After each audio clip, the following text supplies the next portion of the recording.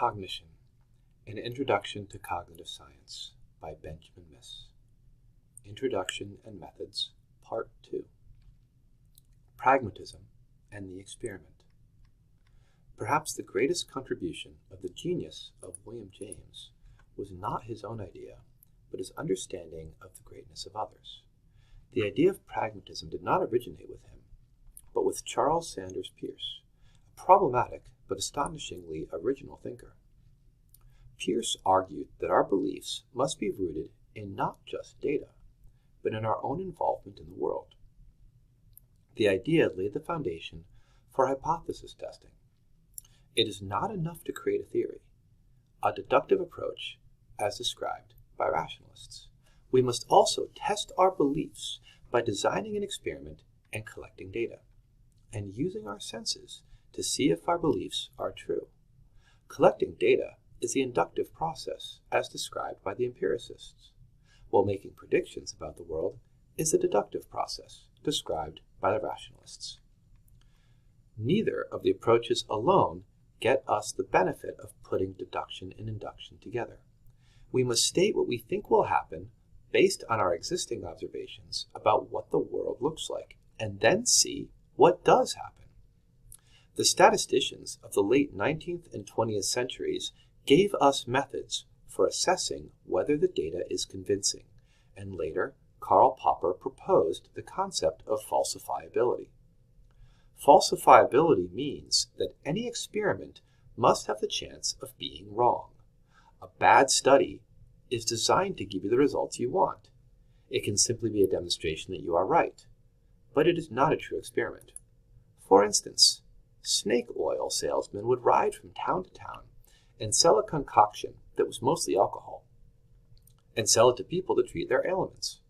Having a strong shot of alcohol can make someone feel better temporarily, and by the time people figured out they had been fooled, the snake oil salesman had ridden to the next town.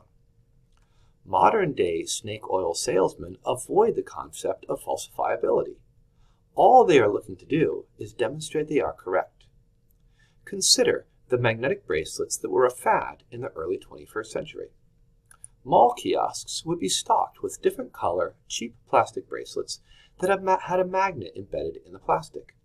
A number of factors were used to convince people that the magnet bracelet improved their balance. It starts with ancient thinking, telling a story that kind of makes sense. Magnetic fields are everywhere.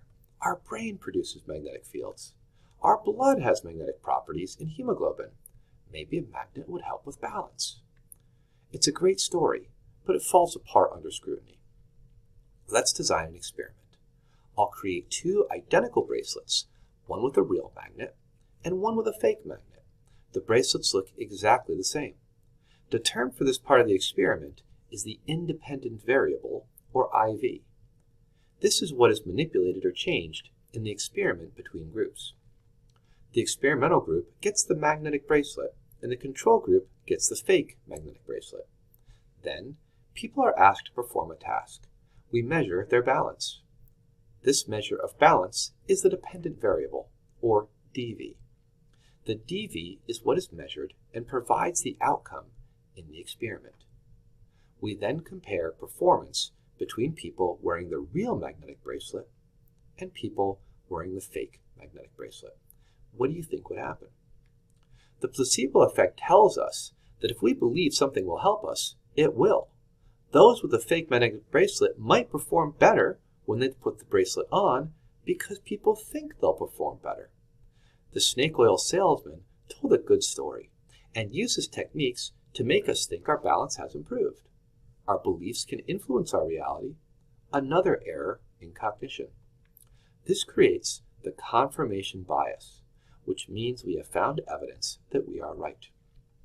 We have no control group in our thinking, merely cherry-picking data that supports our beliefs. But the real outcome is that in an experiment like this, both groups perform similarly. We have not found support that the magnetic bracelets work. In fact, by allowing for the possibility of an outcome that we are wrong, we have allowed for the belief to be falsified. Every good experiment must allow for the possibility we are wrong. Back to the mall kiosk magnet bracelet seller. What they do is a demonstration to convince you the bracelet works. First, they can talk about magnetic fields. They can show you two magnets and talk about how blood is magnetic. A magnet draws magnetic things, so the bracelet will help circulation by bringing blood to the extremities. Maybe you should get 2 bracelets, or 4, and put them on your ankles too. Then they have you stand on 1 foot. They try to push you off balance and succeed. Then they put the bracelet on you and have you stand on 1 foot again, talking the whole time about magnets and magnetic fields and balance. When they push you the second time, they already have the placebo effect working for them. You think your balance is improved. You might not even notice that they push you a little closer to your core, which makes it easier to balance. The whole demonstration had no control group and relied on your own beliefs to sell you modern-day snake oil. Studies on things like prayer have similar issues. Some studies show tiny significant effects. Other studies show no effects. Below, current issues in research are discussed and explain why studies with small effects might not be trusted. I'm not saying I'm 100% convinced about prayer one way or the other, but the data doesn't look promising. Keeping an open mind is required in order to be a good scientist. Research is how we know what we know. If we fail to do good research, we end up with bad data. Our goal is to get as close to the truth as possible. We may never know absolute truth due to our own flawed perceptions, but that should not stop us from making the best attempt we can to find out what is true. Experiments and theories. We do not perceive reality for a variety of reasons. The most influential has to do with our blind acceptance of belief as fact. History is a graveyard of both conceptual ideas and very real bodies butchered by those who believed a different tribe of humans had less value. Yet illusions of the mind, even as horrific as prejudice and racism, are based in flawed, lazy human thinking. Consider how our mind creates things that do not objectively exist. One of the great early methods still used today to investigate the mind is the use of illusions, where we know we are seeing one thing but perceive another. As we know, the modern study of cognition is rooted in ancient philosophy of mind. Modern methods of studying the mind apply the scientific method and experimental design, only understood since the late 19th century and still misunderstood by the majority of the population. If you find the concept of hypothesis testing is difficult, you are not alone. One of the earliest examples of a modern scientific investigation was James Linn's study of using citrus fruit to treat scurvy. Scurvy is caused by a vitamin D deficiency that was common on long voyages on the tall ships sailing through the 17th and 18th centuries. Sufferers would become progressively sicker and eventually die painfully. Lind heard a fellow physician recommend citrus fruit for scurvy patients, and Lind created a modern-looking drug trial where he tested that idea, as well as his own belief that acids cured scurvy. He took 12 patients, put them into 6 groups, and gave each of them a different treatment. The treatments were as followed: barley water, sulfuric acid, vinegar, seawater, citrus fruit, and apple cider. You may not be surprised to know that apple cider contains a small amount of vitamin C. Even showing that patients who had citrus fruit improved, it took nearly half a century for ocean-going vessels to regularly bring stores of citrus fruit with them on long voyages. Lind did not even readily believe his own results. Such was the state of scientific thinking.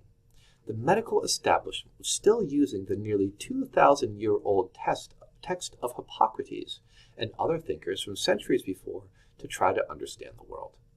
While Lind's famous experiment looked modern, the thinking behind it was not. It was an accident that it worked out so well,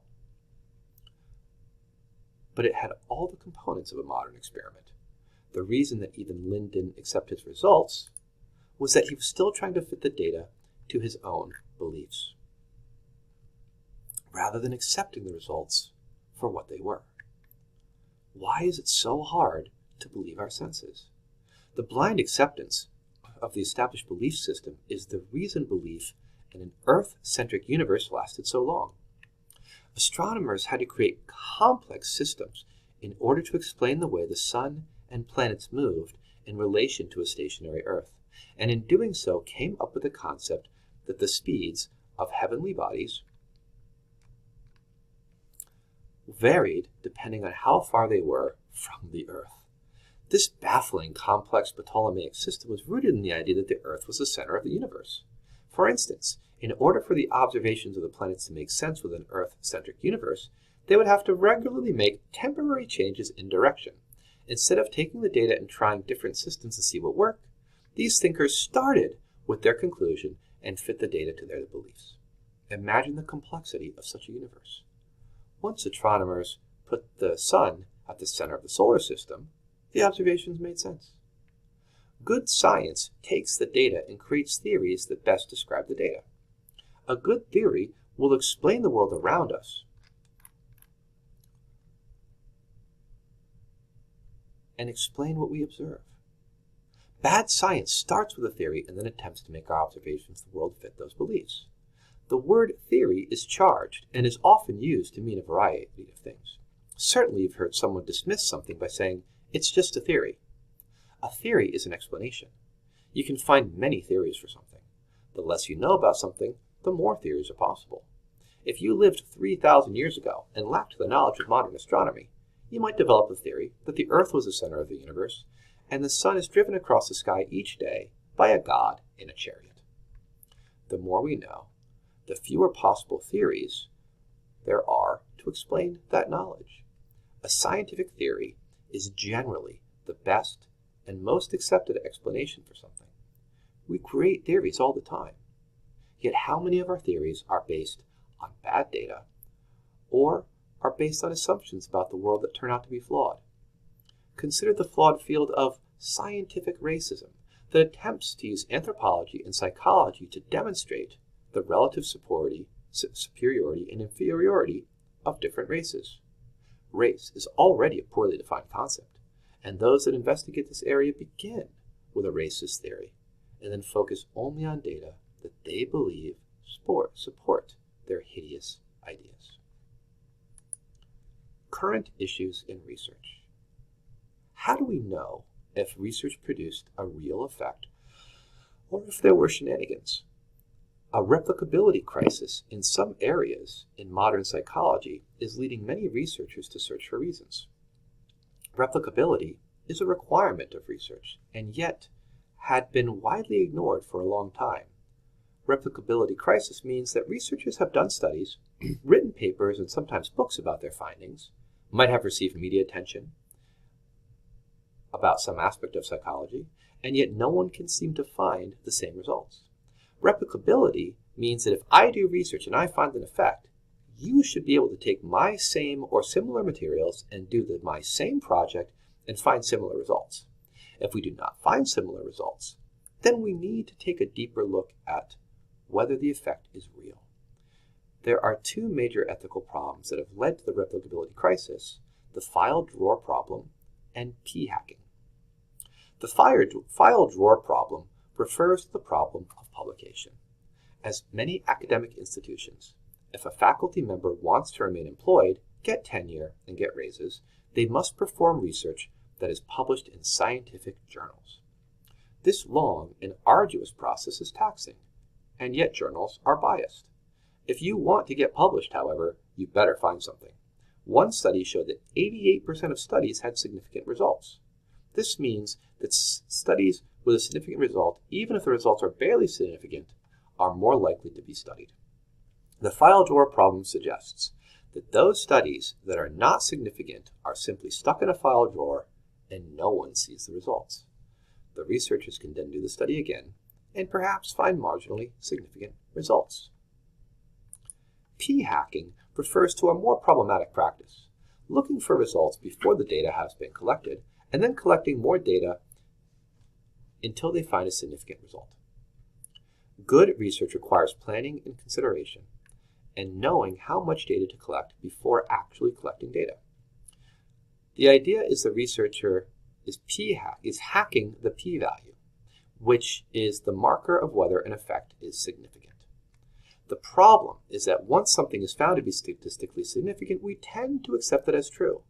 Some researchers are starting to argue we consider effect sizes, because this tells us not just whether something is significant, but whether it is a large enough effect that we should consider it to have a real influence on human cognition or behavior. Methods of cognitive science. When we consider methods of cognitive science, we begin with the experiment, as already described. We vary an independent variable, IV, and we measure a dependent variable, DV. Traditionally, we have an experimental group and a control group. This is not the only possible design, but it is the simplest. We can also have a before and after test, where we measure U, do something, and measure again. In all of statistical analysis, there are really only two main kinds of tests. One looks to see if two things are related, such as whether your college GPA is related to your SAT score. The second is to see if two conditions have different effects on us. Within these two designs are many possible variations. We can have three groups to compare, or many independent variables to see how they each influence the dependent variable. Psychophysics is the relationship between the physical properties of a stimulus and the psychological properties perceptions produced.